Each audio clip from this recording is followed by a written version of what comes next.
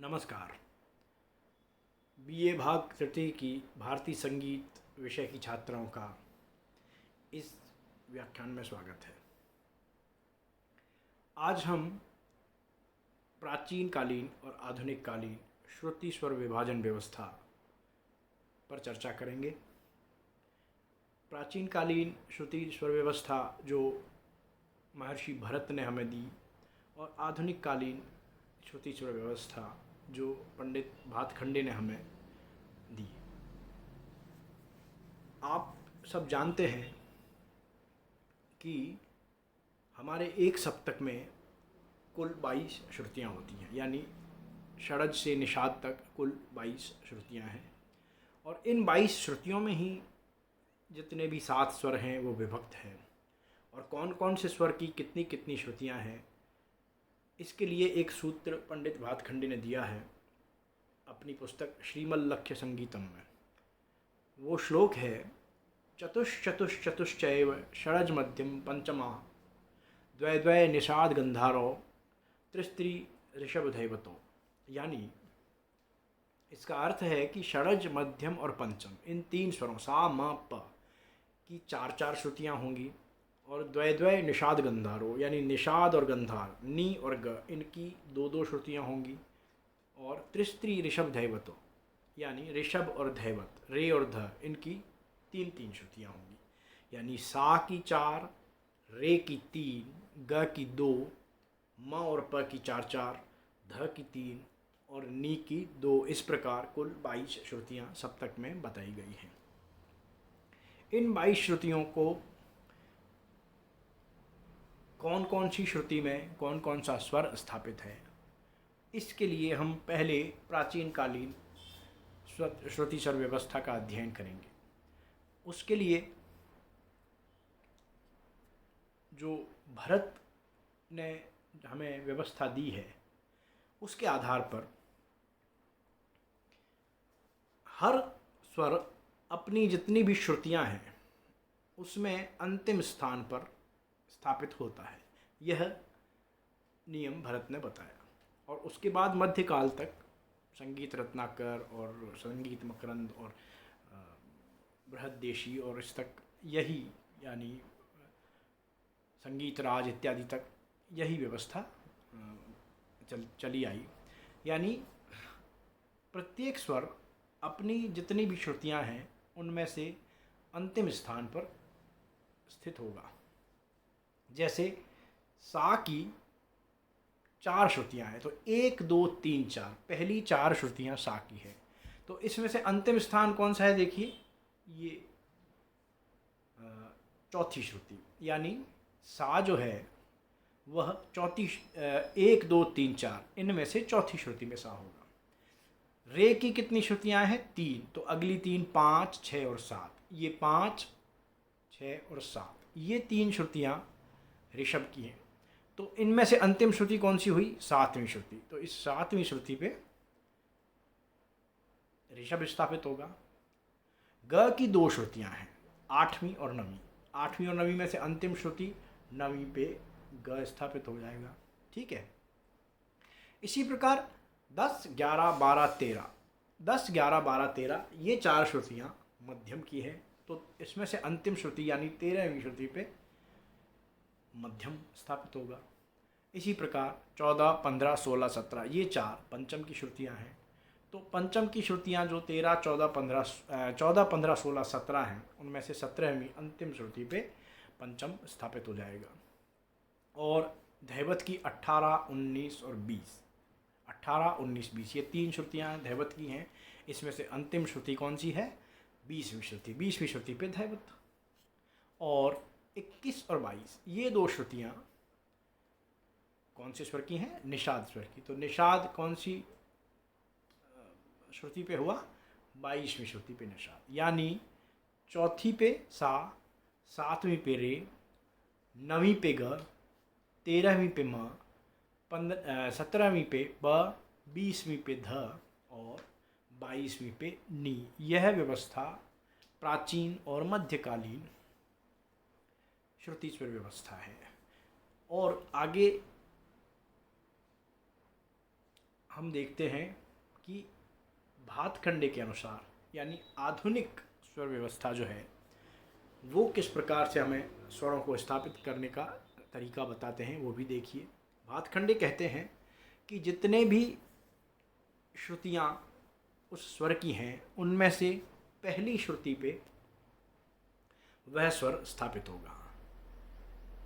स्वरों की श्रुतियों की संख्या समान बताई गई है, यानी 4 सा की, 3 रे की, 2 ग की, 4 म की, 4 प की, 3 ध की और 2 नी की। यह तो प्राचीन कालीन विद्वानों ने भी बताया है और आधुनिक कालीन विद्वानों ने भी बताया है, परंतु अंतर यह है कि प्राचीन और मध्यकालीन विद्वान अपने जो स्वर हैं वो प्रत्येक स्वर की अंतिम श्रुति पे स्थापित करते थे, और जो आधुनिक विद्वान हैं भातखंडे इत्यादि, वो प्रत्येक स्वर को अपनी श्रुतियों में से पहली श्रुति पर रखते थे। तो देखिए 1 2 3 4, 1 2 3 4 ये श्रुतियाँ सा की है। तो आधुनिक काल के हिसाब से पहली श्रुति पे सा स्थापित होगा, ठीक है। 1 2 3 4 में से पहली पे, और 5 6 7 ये रे की हैं, तो पाँचवीं श्रुति पहली हुई रे की, तो इनमें से पाँचवीं पे रे आ गया। इसी प्रकार 5 6 7 रे की हो गई। 8 और 9वीं श्रुति ये गंधार की श्रुतियाँ हैं। तो गंधार कौन सी में हुआ? 8 9 में से पहली 8वीं। 10 11 12 13 ये श्रुतियाँ मध्यम की हैं। तो प्राचीन कालीन मध्यम तो अंतिम श्रुति यानी 13वीं पे था, आधुनिक कालीन मध्यम जो है वो 10वीं पे है। 10वीं श्रुति पे क्या हुआ? मध्यम। अब 14 15 16 17 ये 4 श्रुतियाँ क्योंकि पंचम की हैं, और आधुनिक कालीन स्वर अपनी श्रुतियों में से पहले स्वर में होता है, पहली श्रुति में स्थापित होता है। तो 14 15 16 17 में से पहली श्रुति हुई 14वीं, तो 14वीं पे ये प हो गया। 14 15 16 17 ये प की हुई। 18 19 20 18 19 20 में से पहली कौन सी है? 18वीं, तो 18वीं श्रुति पे धैवत हो गया। 20 21 ये 2 निषाद की श्रुतियाँ हैं, तो पहली इनमें से कौन सी हुई? 21वीं, यानी 21वीं पे निषाद हो गया। तो आधुनिक कालीन स्वर कौन कौन सी श्रुतियों पर स्थापित हुए? पहली पे सा, 5वीं पे रे, 8वीं पे ग, 10वीं पे म, 14वीं पे प, 18वीं पे ध और 21वीं पे नी।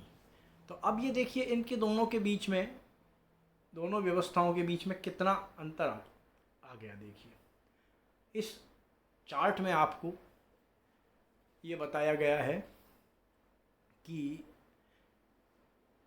मध्यकालीन स्वर, प्राचीन और मध्यकालीन स्वर कौन कौन सी श्रुतियों पे है, और आधुनिक कालीन स्वर कौन कौन सी श्रुतियों पे है।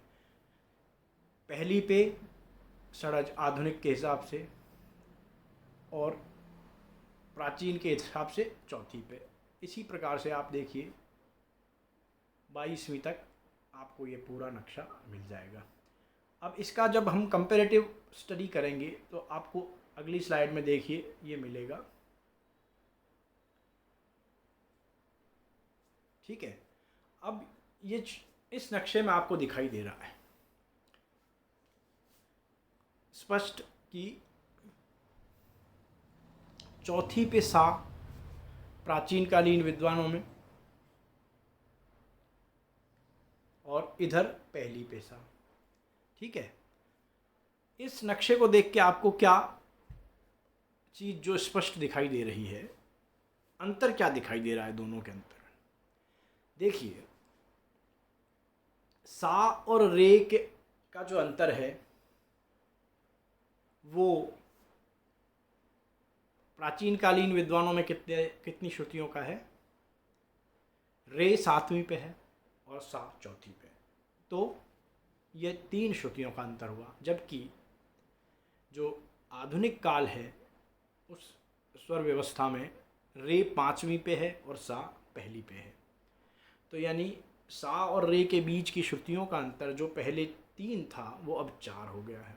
इसी प्रकार से रे और ग के बीच की श्रुतियों का अंतर देखिए, प्राचीन कालीन रे और ग के बीच में सिर्फ 2 श्रुतियों का फर्क है, नवीं पे ग है और नवीं पे देखिए ग है और रे 7वीं पे है। तो यानी टोटल कितनी श्रुतियों का डिफरेंस हुआ?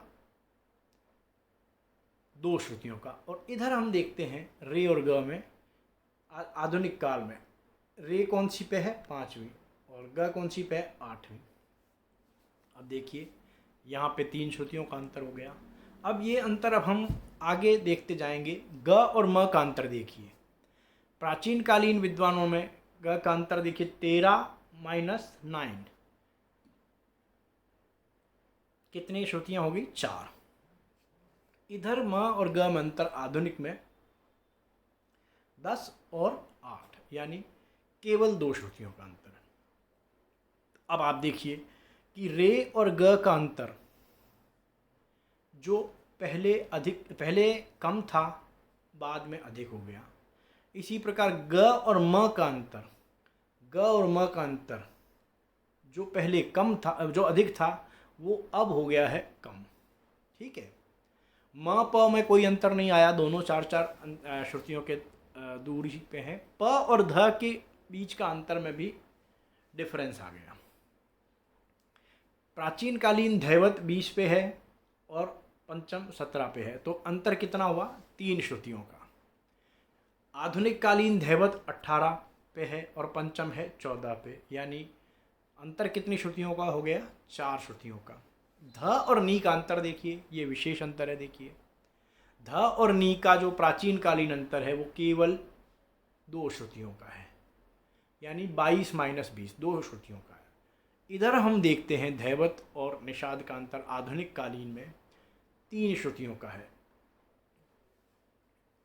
और नी और सा का अंतर फिर देखिए, अगर हम तार सप्तक की श्रुतियाँ चलें 22 के बाद इधर आगे चलेंगे तो कौन कौन सी श्रुतियाँ आएंगी? वापस 1 2 3 4 आएंगी, जिनको हम 23 24 25 26 भी कह सकते हैं। तार सप्तक के सा की श्रुतियाँ कौन सी हैं? 23 24 25 26। तो सा प्राचीन कालीन श्रुतियों में कौन सी स्थान पे रहेगा? 23 24 25 26, यानी अंतिम श्रुति 26।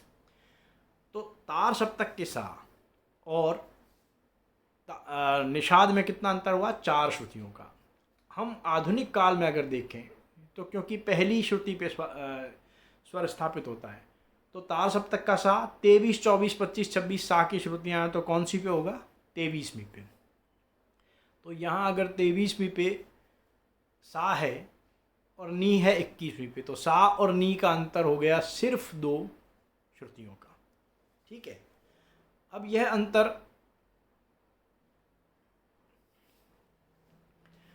जो विशेष अंतर पड़ा वो रे ग म और ध नी और नी सा में पड़ा। यानी जो प्राचीन काल में रे और ग का अंतर बहुत कम था, वो आधुनिक काल में रे और ग का अंतर बढ़ गया। इसी प्रकार जो प्राचीन काल में ग और म का अंतर था जो बहुत अधिक था, वो आधुनिक काल में ग और म का अंतर बहुत कम हो गया। यानी अगर हम दूसरे शब्दों में कहें तो प्राचीन काल का जो ग था, शुद्ध ग, वो आधुनिक काल के कोमल ग के अंतर के बराबर था। इसी प्रकार ध नी और सा के अंतरों की हम बात करें तो ध और नी और सा के केवल अंतर, हम ग और रे ग में कम अंतर था, देखिए छोटा सा अंतर है रे और ग में पहले, अब रे और ग में ज़्यादा है। पहले ग और म में बहुत ज़्यादा था, अब ग और म में कम हो गया। यानी रे के बाद जो ग शुद्ध प्राचीन कालीन था वो हमारे आधुनिक कालीन कोमल ग के बराबर था। इसी प्रकार ध और नी का अंतर पहले बहुत कम था और अब ध और नी का अंतर ज़्यादा है। यानी पुराना प्राचीन कालीन निषाद जो शुद्ध था वो हमारे कोमल नी के बराबर था, और इसीलिए नी और सा का अंतर जो पहले अधिक था वो अब नी और सा का अंतर कम हो गया है, सिर्फ 2 श्रुति रह गया है। तो कहने का तात्पर्य ये है कि स्वरों को अपने श्रुतियों के अंतिम स्थान पर रखने की बजाय स्वरों को श्रुतियों के प्रथम स्थान में रखने से हमारा सप्तक चेंज हो गया। शुद्ध, जो पहले शुद्ध सप्तक हमारे आज के काफ़ी ठाट के बराबर था, वो आज हमारा शुद्ध सप्तक बिलावल थाट के जैसा हो गया।